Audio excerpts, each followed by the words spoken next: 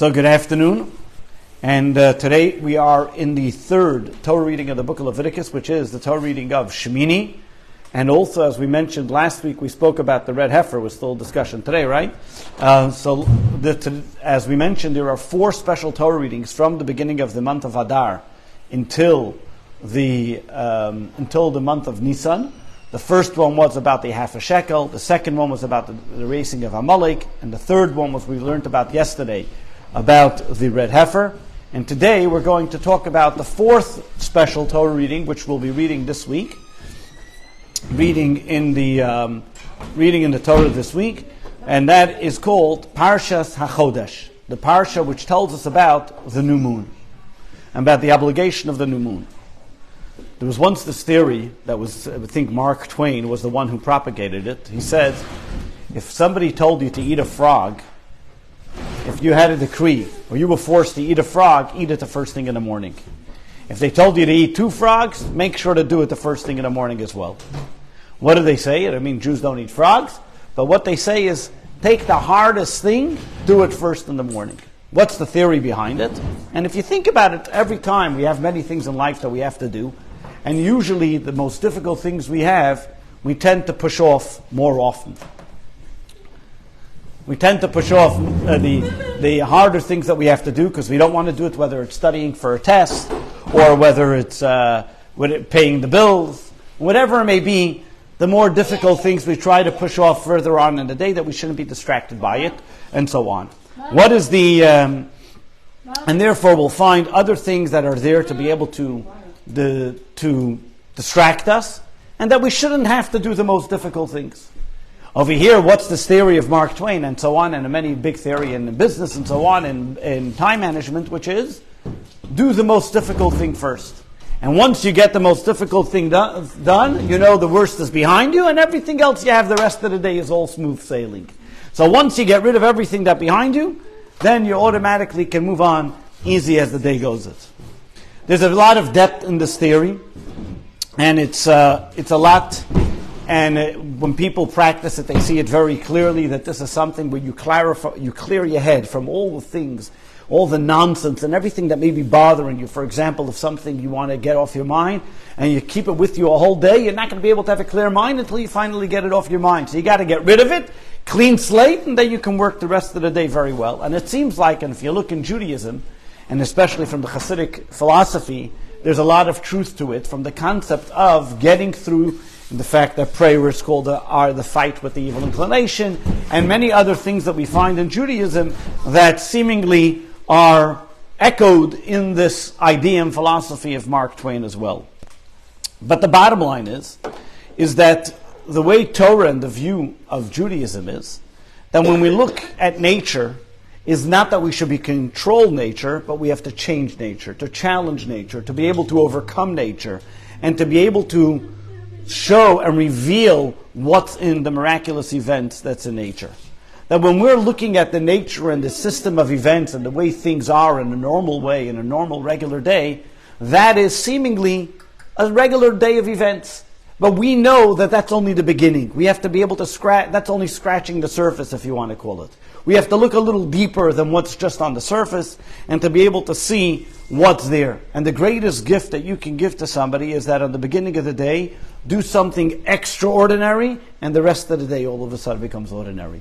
When you're able to see deeper than the surface from the beginning, that you're able to say, I'm setting my bar high, so to speak, and then I say, look, the regular, usual type of events, that's usual, but I'm going to do something unusual to begin my day with, and then all of a sudden, the rest of the day walks into a more of a smooth sailing.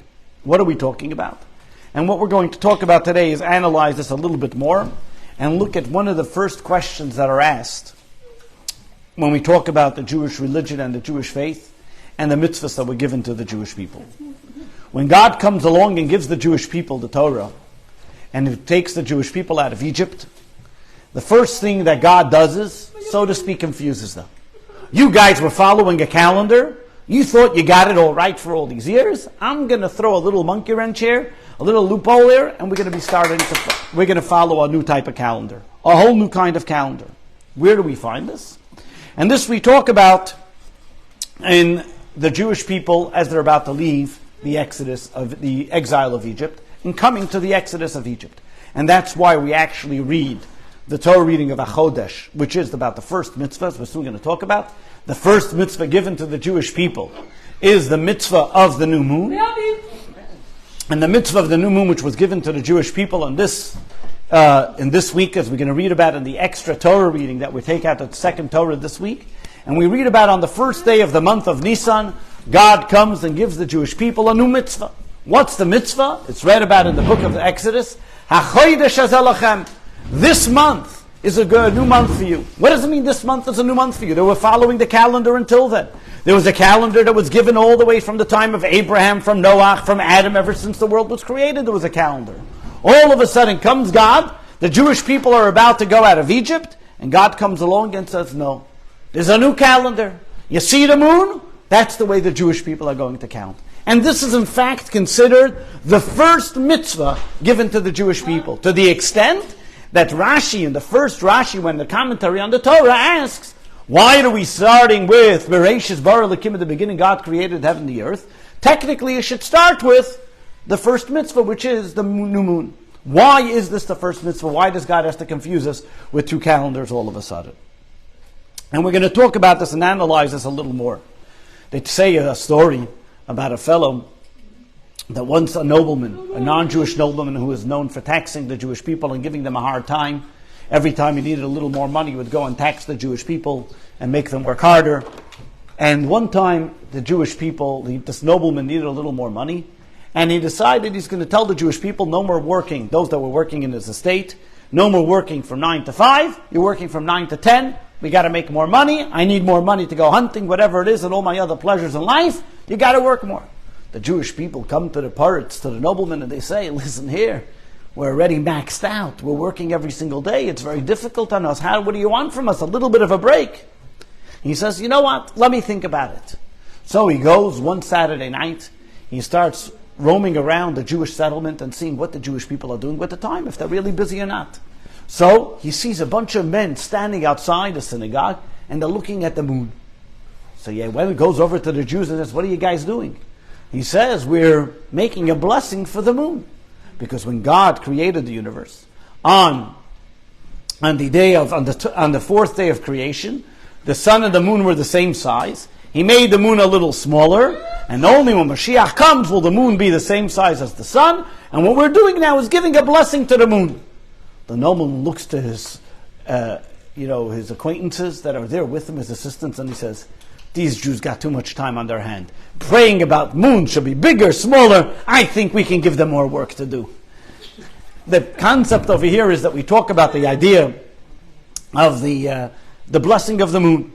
And what do we talk about? If we look at the way the world was created, when the world was created, even we look by the flood, we know that the world was created on the 1st of Tishrei, that's why that's the day of judgment. And then we look at that there's fall, winter, spring, summer. There's a system of the way the world goes. And if you look at the agriculture type of events that happen in the world, start from the month of Tishrei, go according to the solar year. All of a sudden, the Jewish people are in exile. And as we're going to be reading this week is going to be Shabbos Mevarchim, the month that we bless, the month of Nisan, the month that the Jewish people go out of the exile of Egypt. And all of a sudden, God comes to the Jewish people. 1 second. He tells Moses, go outside, look outside, and you're going to see there's a new moon. And when you see this new moon, that's the way the Jewish people are going to count according to the new moon. Now, what's going on over here? Why do you have to confuse everything? We just worked it out. We have fall, winter, spring, summer. There's already a system of events. We know when we do things. Why all of a sudden do we have to now start calculating 1 second? This year Pesach is early, next year it's going to be late, then next year it's going to... Well, what's happening over here? Not only that, if we look at it, we start seeing that the Jewish calendar and the solar calendar, they have to match up.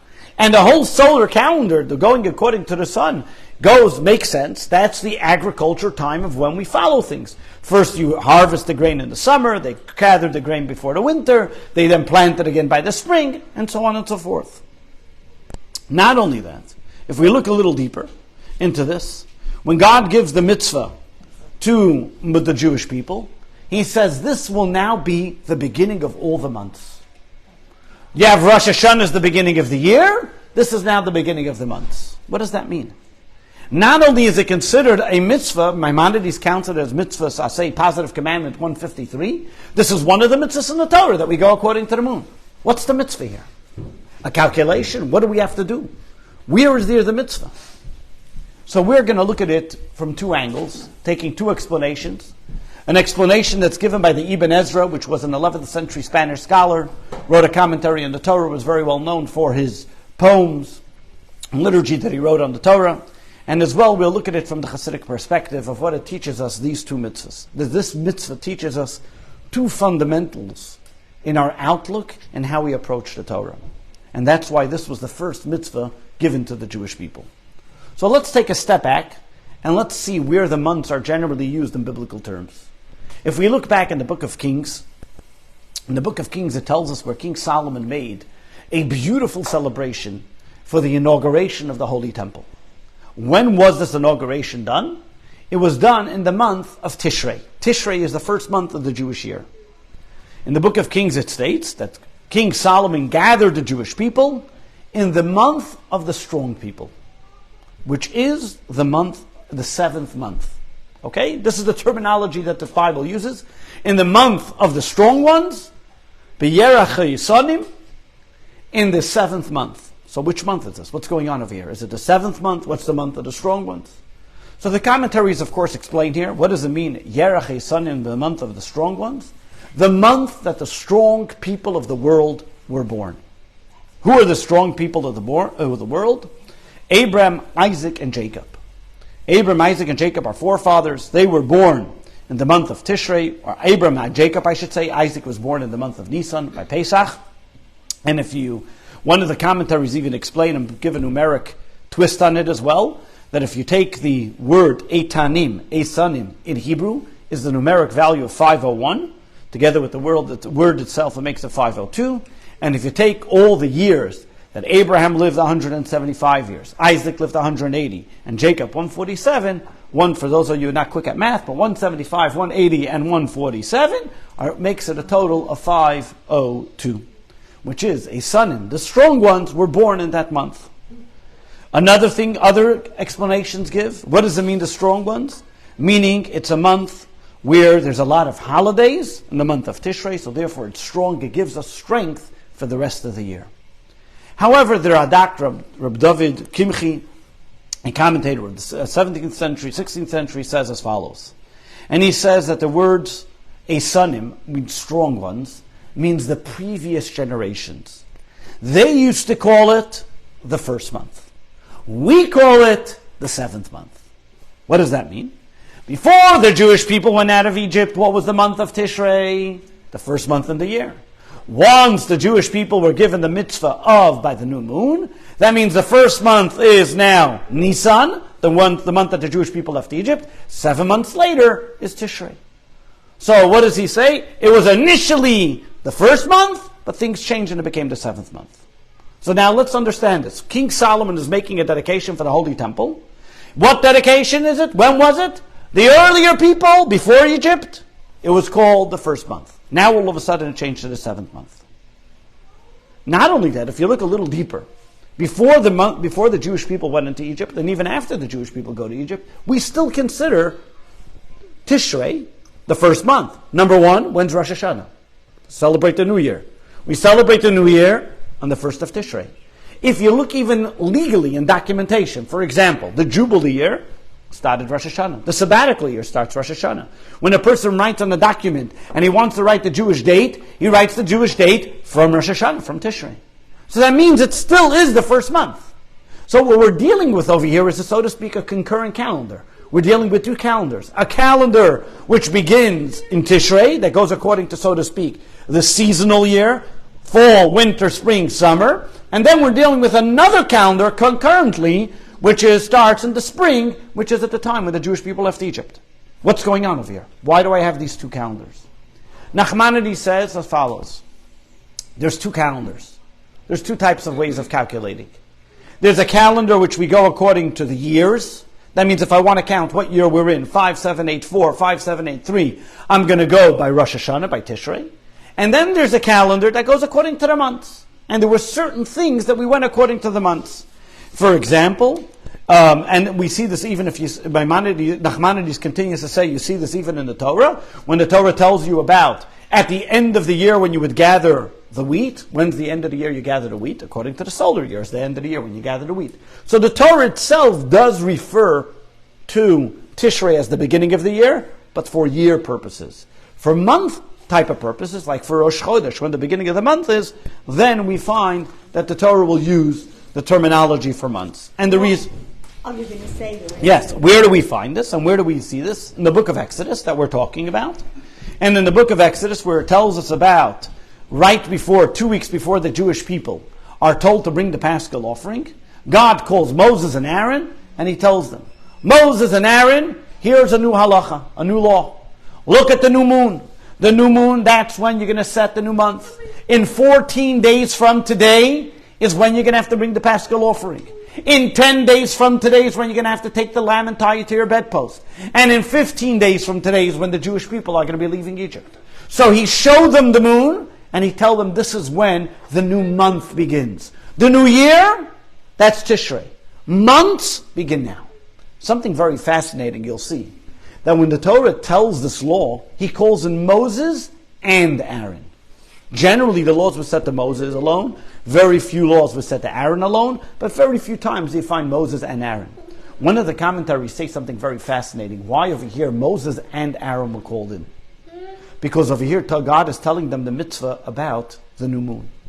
Mitzvah and the new moon, how we calculate the lunar year. Many times there has to be a leap year in order for the leap year and the solar year and the lunar year to meet up, as we're soon going to talk about. Who are the ones that decide if there should be a leap year or not? It was the rabbis that decided. God over here is telling something very fascinating. Moses and Aaron are the only ones that cannot be part of that committee to decide if there should be a leap year. Why? And the Talmud says something very interesting. That during the time when they would have the Sanhedrin to decide about a leap year, the king was generally part of the Sanhedrin. And also the high priest, which was Aaron. But when it came to the leap year, you couldn't have them part of it. Because they both had a biasness.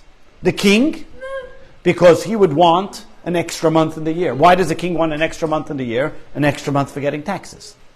The high priest would not want an extra month in the year, because the high priest wants that when he goes to the mikvah on Yom Kippur, it shouldn't be too cold.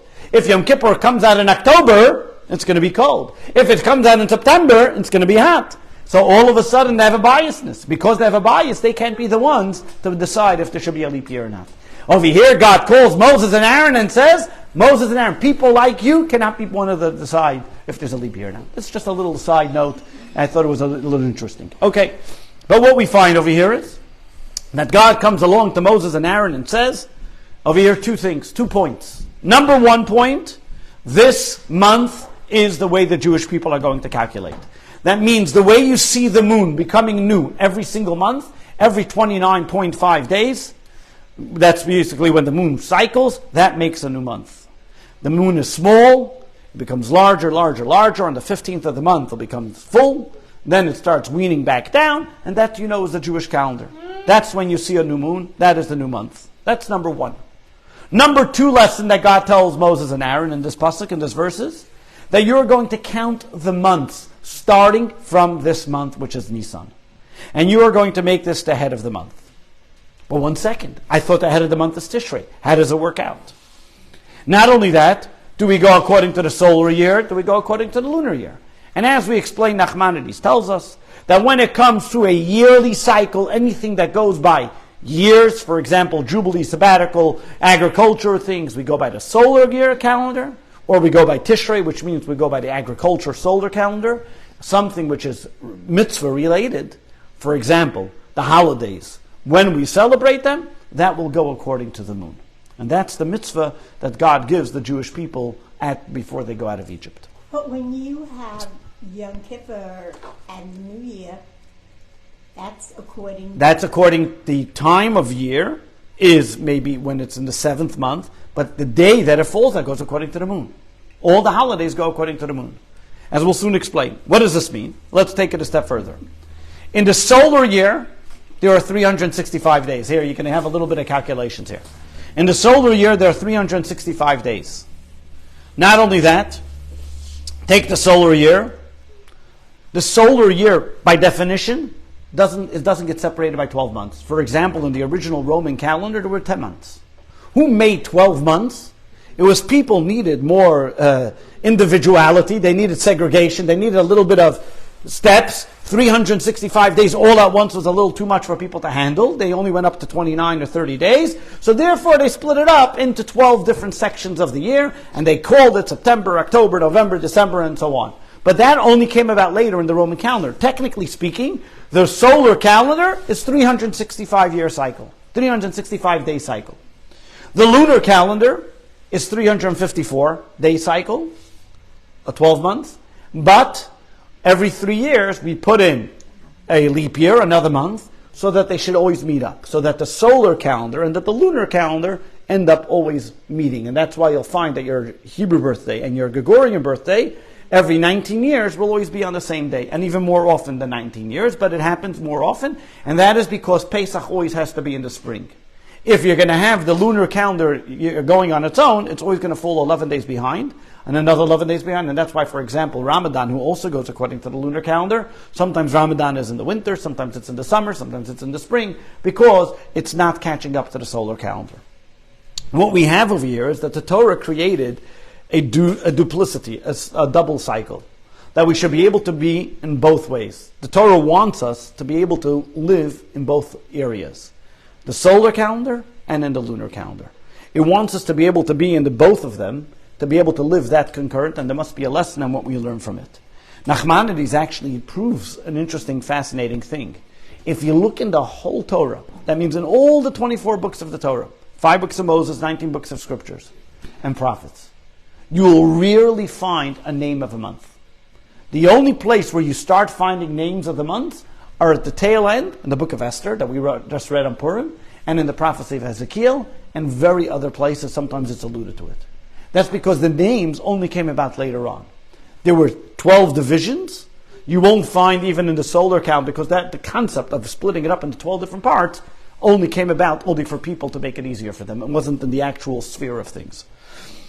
Even more so, when you talk about, in general, it was something that happened when the Babylonian people gave those Hebrew names, and that was only that they should look forward to coming back to the land of Israel. It was something to gave them a month benchmarks to be able to look forward to greater times. So what we see from over here is, the bottom line is, that God created seemingly something to confuse us, and back to our original question, two calendars, a monthly calendar, and a yearly calendar. That's basically what we have here. The yearly calendar, which will be the solar calendar, 365 days split up into 12 months. The lunar calendar, which is split up into 354 days, split up into 12 months, and at times 384 days. In fact, this year it's 386 days, and there's the lunar calendar year. Excuse me. Yes. Does an average person like myself have any... I'm trying to think of... I never even knew this. Well, if you look at a calendar, you'll see that there's 2 dates. So you'll see one's the lunar calendar, one's the solar calendar. You mean if I look at the Chabad? Any Jewish calendar. And then not only that, and that's why all of us, that's why you always have the same statement that people say, oh, Rosh Hashanah this year's early, Rosh Hashanah this year's late. Rosh Hashanah is always the same on the Jewish calendar. It's because it differs according to the solar calendar. Yes. Rabbi, we're not going to be tested today. You might. Yes, actually. Depends how you behave. Okay. Another question we have. Okay. Another question we have is when it comes to this whole mitzvah, and it takes the question even a step further. This whole mitzvah, why is the mitzvah mentioned right before the Jewish people go out of Egypt? If the Jewish people were supposed to keep this calendar, and it's important that the Jewish people follow this calendar, why didn't Abraham, Isaac, Jacob, what about them? Why only right before the Jewish people go out of Egypt does God come along and say, Moshe, and in fact this was the only mitzvah given to the Jewish people in Egypt, besides the Paschal offering and what they had to do and the circumcision. But the actual mitzvah, like something that didn't have anything to do with seemingly the going out of Egypt. Why all of a sudden, right before the Jewish people go out of Egypt, God comes along, Moses, Aaron, 1 second, I got to give you a mitzvah. The Jewish people, we're going according to the month. Things are changing. We're not going according to the solar calendar. We go according to the lunar calendar. Why all of a sudden, right before the Jewish people going out of Egypt? So the Kli Yakar, one of the commentaries, says something very simple. And it's very simple. Why? Because if I'm telling you you're going out on the 15th day of the month, what month am I talking about? If I'm telling you take the animal sacrifice on the 10th day of the month, which month? If I'm telling you to take it on the 14th day of the month, you're going to bring a Paschal offering, you have to know which month. So therefore it tells you the month starts when the moon comes out. And that's why, according to the many of the commentaries, when did God come to Moses and tell him that this is the new moon? Right at sunset of the last day of the previous month. That means of the 29th day. He said, look, you see the new moon? That's exactly when the new month begins. From right now, count 10 days. That's when they're going to take the lamb, tie it to their bedposts. 14 days, they're going to bring it as a Paschal offering. And the next day, they're going to go out of Egypt. So it was a technical thing that God was showing the Jewish people. That's one of them. That's one. However, if we look a little deeper into this, into the whole mitzvah of God giving us to make the mitzvah of the new moon and the mitzvah of why the Jewish people go according to the moon, gives us whole insight, number one, into the appreciation of the Jewish law and how Jewish tradition is taught, and even more so in what the Jewish people are all about. So let's take it from one perspective, how the Ibn Ezra and the Kuzari explain it. If you look at the mitzvah of giving the Jewish people the new moon, it's something which is dramatically and a drastic change in how the whole outlook of how Jewish people and Judaism and their connection with God. Meaning, generally when we look at the Torah and everything we learn, is God gives the Jewish people the Torah, and we study the Torah, and whatever God gives us to study, that's what we learn. Not only that, God gives us the tools for us, for example, tells you this meat is kosher, this meat is not kosher. I don't change the meat. The meat is the way God created it, and this is automatically what I have, and I know if it's kosher or not.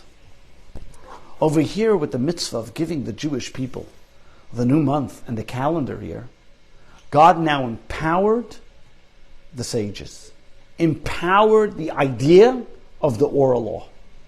He empowered the idea that if I need to understand what it means in the Torah, any verse in the Torah, I can't understand it without the oral law. Let's take, for example, a moment.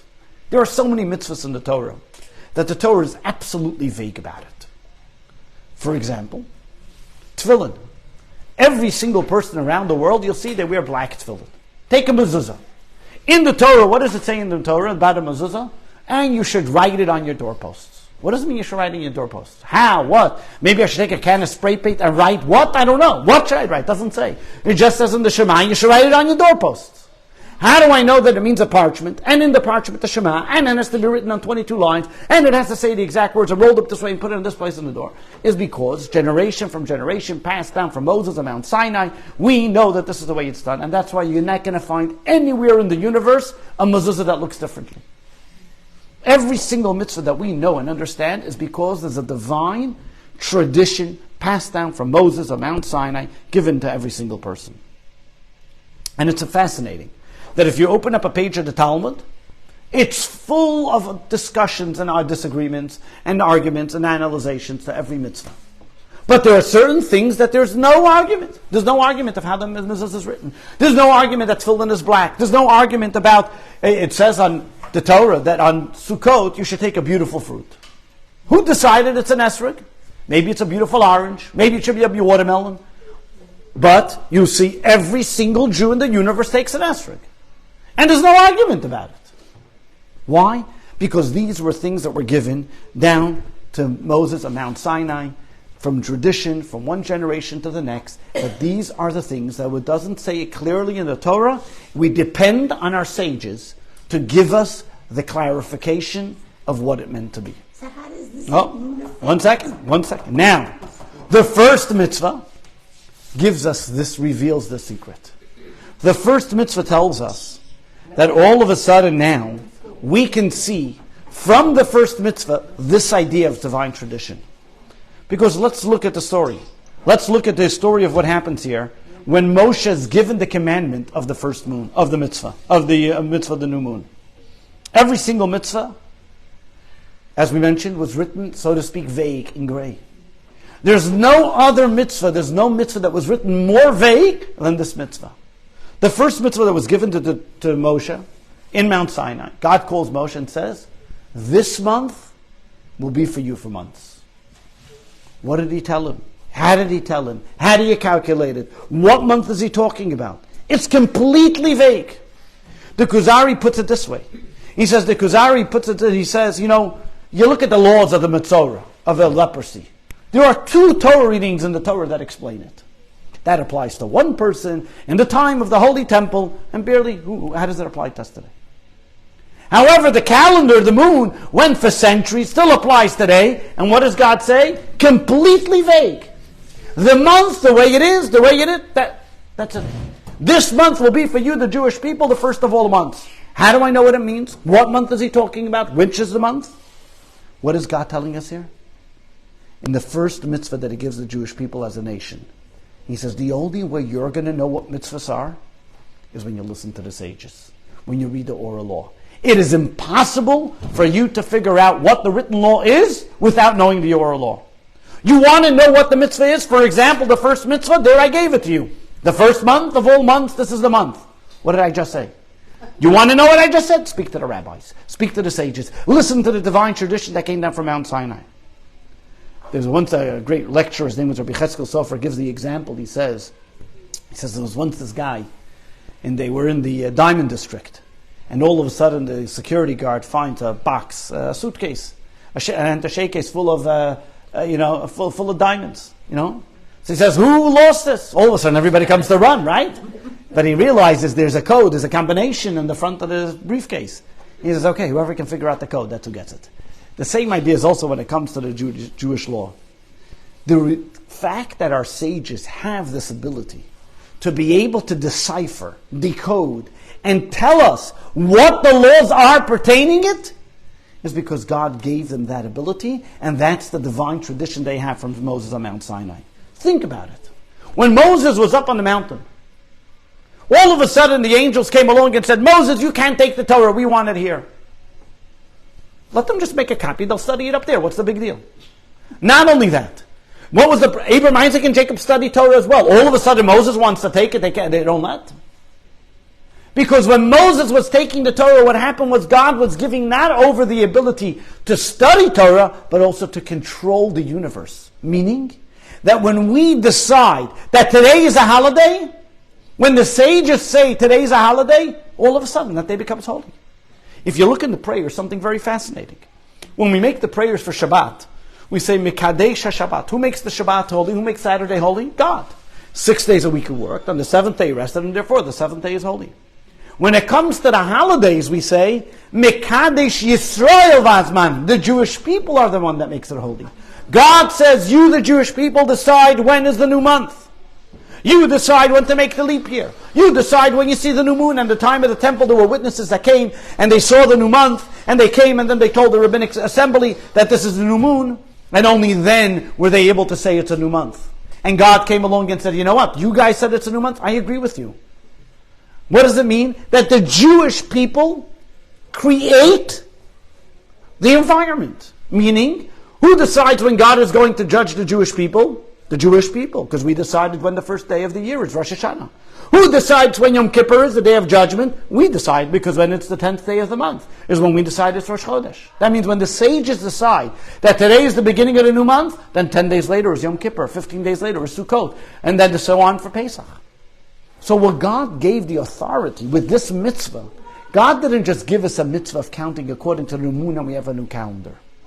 This mitzvah entails so much deeper. Number one, it gives us, the ability to understand and realize the importance in Jewish law, that divine tradition and the oral law is an integral part of the written law.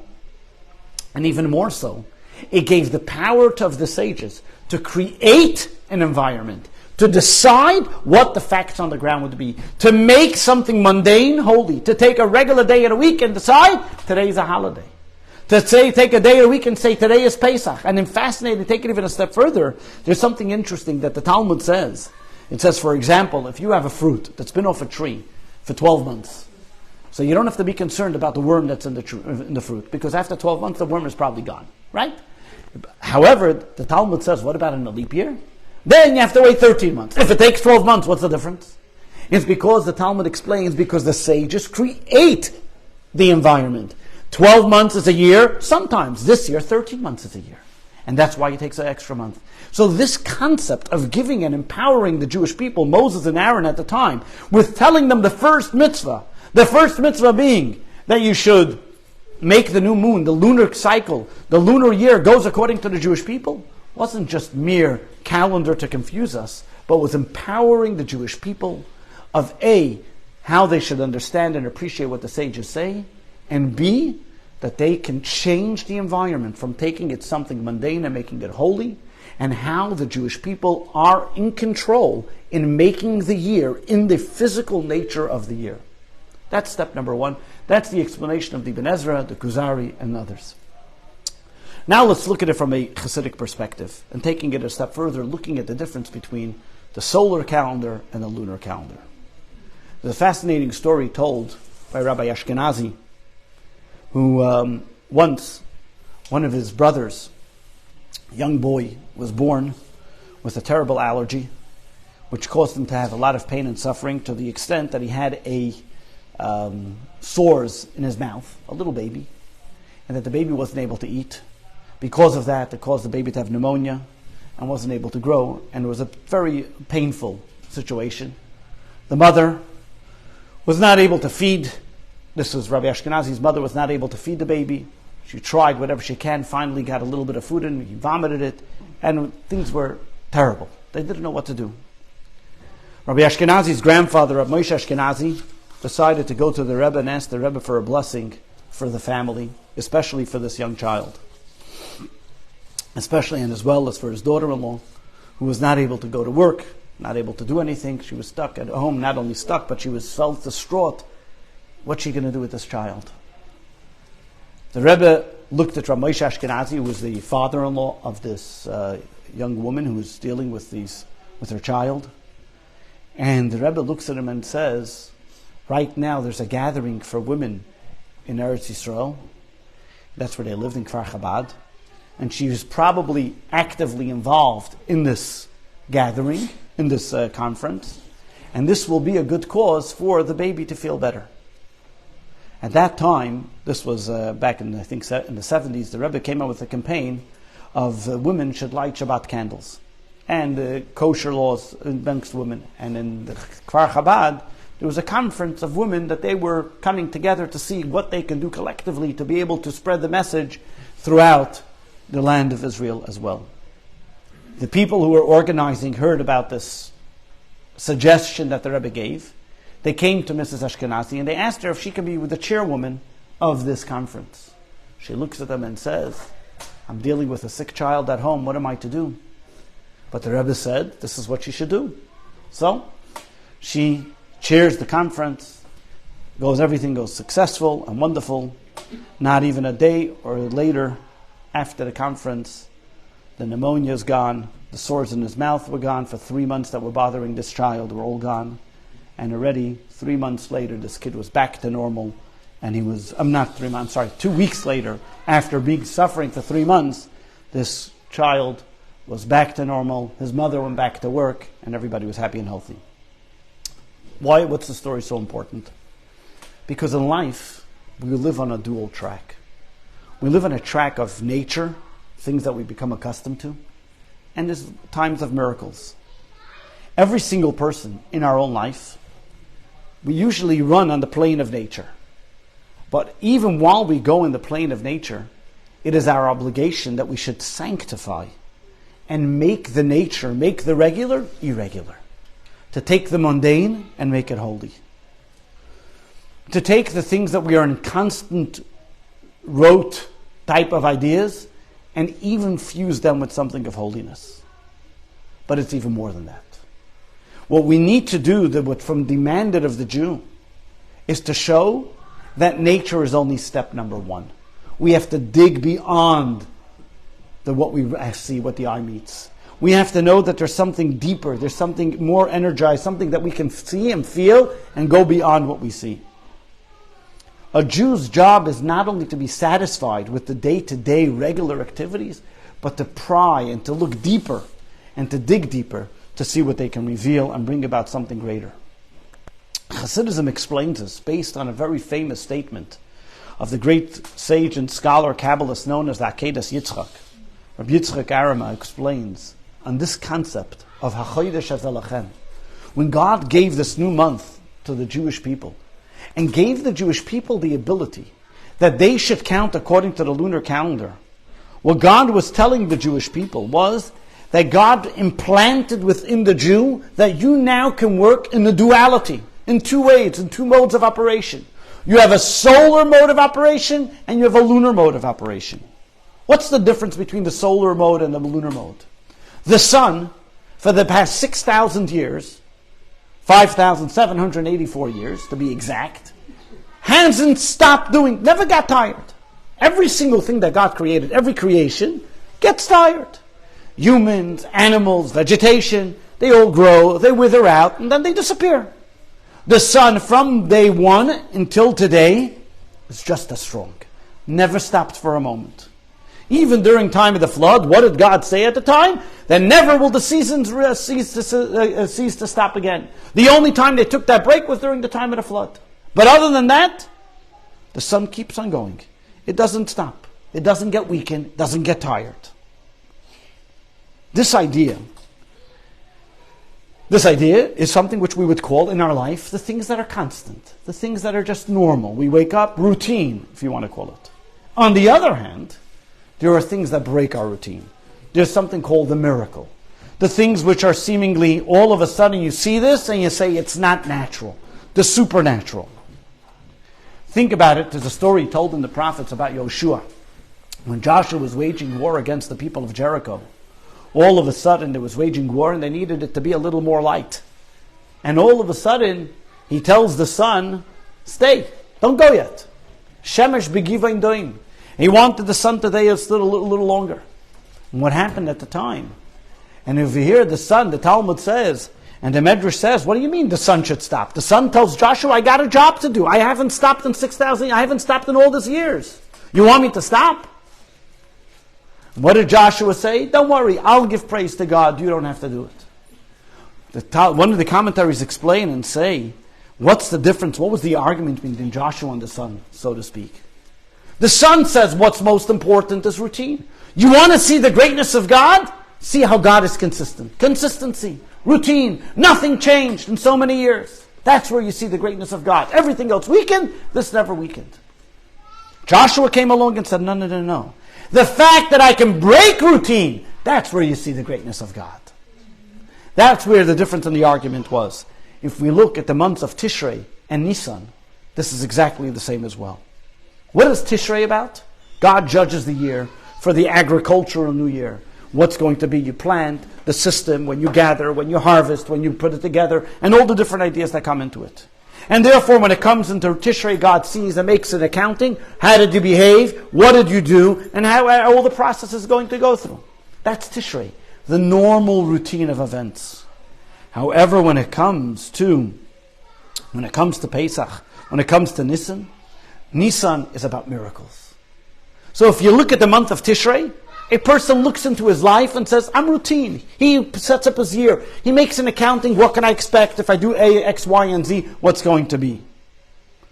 All of a sudden, comes Nisan, means a miracle. In fact, the sages tell us something very fascinating. In the time, when did the Jewish people stop to work? When we talk about the exodus of Egypt. The actual exodus of Egypt happened in the month of Nisan, when we celebrate Passover. When did they stop to work? Was in the month of Tishrei. But one second, stopping to work is not enough. Because that's just stopping a routine. You're just getting into another routine. When did the miracle happen? That was in the month of Nisan. Miracles change. That means a super rational, going above and beyond nature, that all of a sudden becomes in the month of Nisan. Take it, look at it, in the way that we see. The idea is that we get used to routine. One of the things that is the most, that humans, in general, humans love routine. Humans love, I wake up in the morning, I do X, Y, and Z. The moment I get thrown off, all of a sudden, I get stuck. Why do people get agitated when they're stuck in traffic?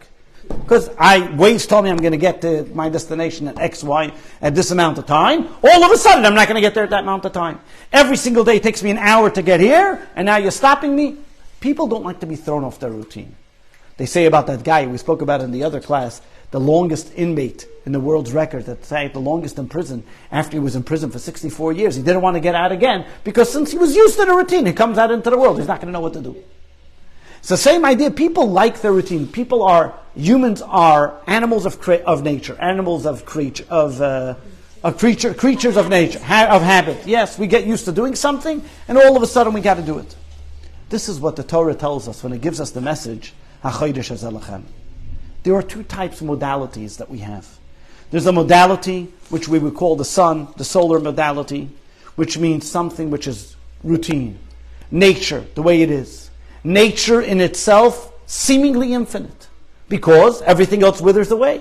The sun stays there, it doesn't stop. It looks like infinite. The sun would be the example of something finite and infinite. So it's a finite sun, but it seemingly has infinite power, it doesn't get weakened. But all of a sudden comes along the moon. Which is that it's a miracle. It lifts you up. It's something which I'm not used to, something that I'm not accustomed to. What is the Torah telling us? Hachodesh Hazeh. You, the Jew, are now empowered to go according to the lunar month. The lunar month is something which is above and beyond nature. You can't just get used to routine. You have to always go climb higher than you did yesterday. Yesterday you accomplished A, today you have to go to B. Yesterday you did B, tomorrow you have to do C. Jewish people are not nature, we're not creatures of habit. Habit was yesterday, today I have to create a new habit. The solar year, 365, it goes the same. But the lunar year, look at the moon wanes and waxes. It becomes bigger and becomes smaller. You know why it's called the lunar? What do you call a crazy person? A lunatic. Why is he a lunatic? Because he's like the moon. You can't protect him. You can't predict him. Why can't you predict him? Because today is like this, tomorrow is like that. That's exactly what God demands of the Jewish people. Today you were small, tomorrow you're going to be big. Just because yesterday I was small, different, tomorrow means I can't be big. On the contrary, every single day is a new challenge for you to overcome. That's why if you look when the Jewish people were traveling, God says these are the 42 travels of the Jewish people. It doesn't say these are the 42 stops of the Jewish people. Why does it say 42 travels? Because every single time they stopped, they didn't stop. They were only a temporary stop, but it was how they're going to get further. Whenever we take a rest, our rest is not to make the rest the point of it. Our point is how we're going to grow from it, how we're going to get better because of it. This is why we find Hasidism explains two stories in the Talmud, very interestingly. A story that we mentioned last week about two people when they come to the end of their life and they're worried where they're going to end up. The first one is Rabbi Yochanan ben Zakkai. Rabbi Yochanan ben Zakkai was the Talmudic scholar who lived at the time of the destruction of the Second Temple. He was one of the greatest leaders of the time that he's even credited for saving the traditions of oral law, because he was the one that was able to relocate the Sanhedrin to Yavne. And all of a sudden, Rabbi Yochanan ben Zakkai, when it came to the time of the end of his life, he started crying. He said, in which direction am I going to go? Where am I going to, how am I going to answer in judgment when I come up above? And the question is, what does it mean Rabbi Yochanan ben Zakkai didn't know where he's going to go? He was a person that never spoke idle talk. He only spoke words of Torah. And he's concerned where he's going to go when he comes up above. What's his concern? If anybody's guaranteed a place in heaven, he's the guy. Hasidism explains, Rabbi Yochanan ben Zakkai knew that he sacrificed his life for the study of Torah. But he asked this question, and what was bothering him was, did I do it because that's who my natural self is? Or did I break myself? Did I act in a supernatural way? It's very easy to study Torah if you're an introvert and you don't want to talk to anybody. It's very easy to be a studious, non-excited individual if that's what your nature is. He says, did I do it because of my nature, or did I do it because that's who I am? Or because I broke myself? Did I reach the level of a Baal Teshuvah, of a penitent? He says, when a person comes upstairs to heaven, they're going to say, you may have done wonderful things as your routine, but did you break yourself? Did you go out of your boundaries? Did you go out of your comfort zone? Because what you're rewarded for is not because of your natural self. What you're rewarded for is when you go out of your comfort zone. When you do things which are maybe not so relaxed and not so comfortable. Second story is even a more chilling story, which is brought in the tractate of Avodah Zarah. It was in the times when the Romans did not allow the Jewish people to study Torah. anyone caught studying Torah was killed. And there was a fellow, and as we read the story on Yom Kippur about the 10 great royal rabbis who were killed by the Romans in such a treacherous and torturous way. One of them was Rabbi Chanina ben Tradian. Rabbi Chanina ben Tradian, the father-in-law of Rameir Balanes. Rabbi Chanina ben Tradian was going to his teacher, went to visit his teacher, Rabbi Yosef ben Kisma. Rabbi Yosef, and he asks his teacher tells the student, I heard about you very tough things. That you study Torah even while there's a threat that they might kill you, you're still going and preaching and studying Torah in public, and you're not afraid of the Romans' decree. Rabbi Chanina listened to his teacher and asked his teacher, Teacher, do you know if I'm going to make it into heaven, into the Garden of Eden? So his teacher asked him, well, tell me something special you did. So he says, once I'm in charge of collecting the charity for the community. And on Purim, I was collecting the charity. I had my money in my pocket, and I had the money for the poor people in another pocket. But all of a sudden, the money got mixed up. And I wasn't sure which is my money and which is the charity money for the community, for the poor people. So I decided I'm just giving it all to the poor. His teacher heard that. His teacher said, if so, you got a place in heaven. Now here you have a fellow, Rabbi Chanina ben Tradian. Rabbi Chanina ben Tradian, which was a great scholar, he risked his life to study Torah. He was actually burnt at the stake, literally wrapped in a Torah scroll, and with pieces of wood that he should be suffering. More the suffering, the better they did to him. And he's asking if he's going to have a place in heaven. What is it telling us here? What was Rabbi Chanina ben Tradian asking? Rabbi Chanina ben Tradian asked his teacher, did I go out of my comfort zone? Studying Torah, I like to study Torah, I like to teach Torah. But does that mean that I went out of my comfort zone? Am I still worthy to go into the heaven? His teacher understood his question. And therefore his teacher could have answered, well, you study Torah in public. I know that you teach Torah even though the Romans want to kill you. But that wasn't enough. What did his teacher ask him? Tell me something special you did. And what does he answer? He doesn't answer, I teach Torah. He answered that I took the money that was meant to be for me, myself, and I gave it to the poor people. What is he answering? It's because an introvert, a person who wants to study Torah, will do what he has to do, no matter what threats against him. That's what he enjoys. But does that mean that he's a generous person? Does it mean that he's willing to take something that is his and give it to somebody else? Maybe not. On the contrary. The more of an introvert you are, the more type of individual that you think about only yourself. But over here, he proved that he cares about others as well. Over here, he proved that he's what comes first, the generosity of other people. And he says, you went out of your comfort zone? Now you have a place in heaven. This is where the Torah tells us, Hachodesh azalachem. This week's Torah reading, when we have that extra Torah, the first mitzvah given to the Jewish people, empowering the Jewish people not to be creatures of habit, but to go out of their comfort zone. Given to the Jewish people right before they leave Egypt. Telling the Jewish people, you know how you get out of Egypt? Egypt means your own self-confinement. Egypt means the own boundaries that you make on yourself. Egypt means I created limitations. I put boxes around myself and I say, this is not who I am, this is not what I can do, and we decide who we are. God tells the Jewish people, you want to get out of Egypt? Hachodesh azalachem. Remember the moon. You can go out of Egypt, going out of your comfort zone, creating the difference in nature. You have control over nature. Nature doesn't control you. You have the ability to decide what you could do next, not nature.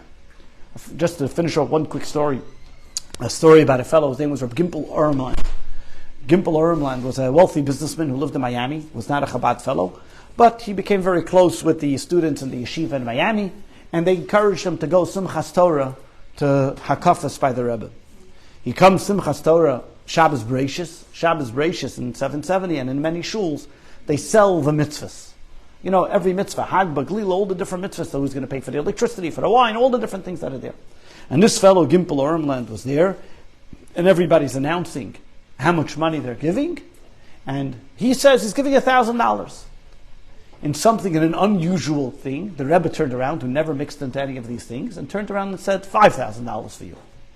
Well, the Rebbe says $5,000, he's going to pick $5,000. Those days, $5,000 in the early 60s was a fortune, was a small fortune. But how's he going to do it? The Rebbe said he does it. He comes home back to Florida, sends him the check for $5,000, but he knows that a blessing is going to come from it. And he knows, and the Rebbe gave him a promise at the time. He says, you give the 5,000, God will pay you back double. Winter goes by, spring goes by, still nothing happening, nothing changed. He didn't see the double come in. Fall is about to go by, it's right before Rosh Hashanah. 2 days before Rosh Hashanah, all of a sudden he gets an offer. He used to deal in nursing homes. He gets an offer for a building that he had, that he bought for $5,000. A guy is willing to buy it for $15,000. 2 days before Rosh Hashanah, he sells the building, made triple the amount on the building that he bought for. He's happy. He says, this year, I'm going to go Simchas Torah on my own, and I'm going to pledge a high number, and like this, next year will be better. So he comes to Simchas Torah, and he buys. He was bidding with another fellow next to him. The other guy outbid him for the first pasuk. It comes the second pasuk about the Aresa. They ask him, Gimple, how much you give bidding? He says, whatever the Rebbe says. No number. Whatever the Rebbe says, that's what I'm giving. Okay. After Shabbos, he goes into a private audience with the Rebbe, and he's about to go back home. And he asks the Rebbe, what's my bill? I said, whatever the Rebbe says. The Rebbe tells him $126. He looks at the Rebbe, what? I don't understand. Last year was at $5,000. I'm ready to give. I want that profit. The Rebbe turns to him and says, all I wanted is that you should go out of your comfort zone. Once you went out of your comfort zone, that's it. I did my job. Today, this year, you can give whatever you want. The point is that we see from here, when God's telling the Jewish people, every single one of us has to find a way to go out of our comfort zone. Egypt means that we get stuck to the habits and the being creatures of our habit, being creatures of the routine, creating boxes around ourselves. The mitzvah that God tells the Jewish people right before they leave Egypt, go out of your comfort zone. Break through that comfort zone. Make a miracle. You can make a miracle. It is the month of miracles. The month of miracle means that you make a miracle in your life. And you create a miracle. You become supernatural. And that will bring the supernatural, the greatest event, the greatest miracle, this final redemption.